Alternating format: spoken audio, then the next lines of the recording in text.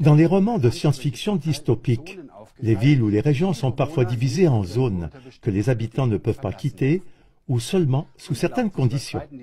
Le franchissement non autorisé des limites de ces zones est généralement sanctionné par des peines drastiques. Il s'agit souvent, dans ces fictions, de tenir les ouvriers ou les habitants les plus pauvres à l'écart du territoire des riches et des privilégiés. Oxford, la capitale du comté d'Oxfordshire, en Angleterre, a été rattrapée par ces fantasmes d'avenir.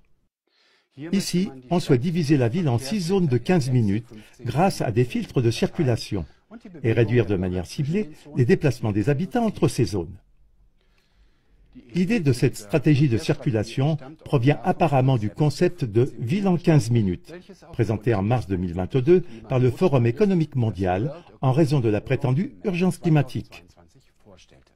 Ce concept repose sur les idées du professeur de mathématiques Carlos Moreno, selon lequel toutes les installations importantes doivent être accessibles en 15 minutes maximum sans voiture. Au lieu de la voiture, c'est désormais le vélo qui doit être mis en avant. À première vue, cela semble être une bonne chose, puisque toutes les infrastructures nécessaires à la vie se trouvent à proximité et qu'il n'est pas nécessaire de parcourir de longues distances. Mais de tels concepts deviennent inquiétants lorsque la mobilité des habitants en est réduite. Et c'est précisément ce que prévoient les autorités d'Oxford.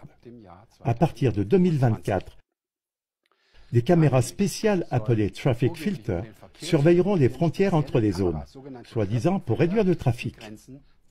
Si un véhicule passe par le filtre, la caméra lit la plaque d'immatriculation et, s'il n'a pas d'autorisation d'exception ou de séjour, une contravention est envoyée au fauteur.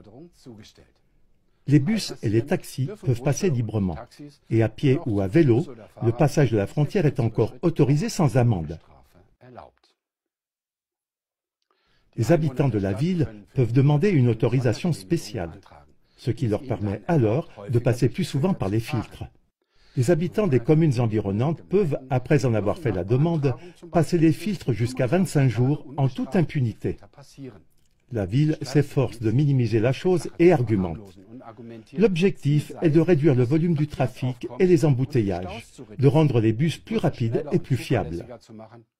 Néanmoins, une fois introduites, les autorisations peuvent être retirées à tout moment, ou bien le passage totalement interdit. Étant donné que dans les villes de 15 minutes, il n'est officiellement pas nécessaire de parcourir de longues distances, les réglementations spéciales seront par la suite difficiles à justifier pour les habitants.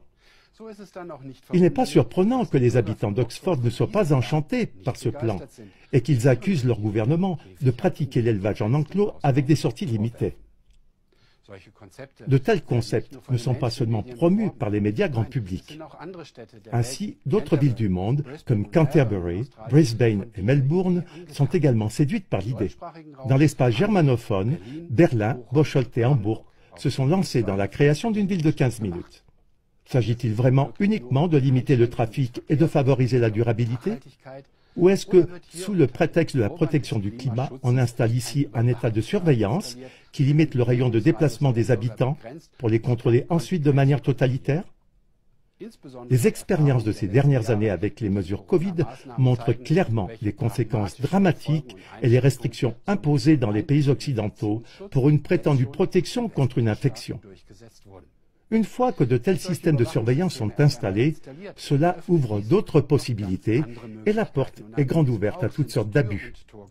Ceux qui parlent de ville en 15 minutes devraient donc aussi mentionner tout le potentiel que peut entraîner la mise en œuvre dictatoriale d'une idée qui pourrait sembler bonne en soi.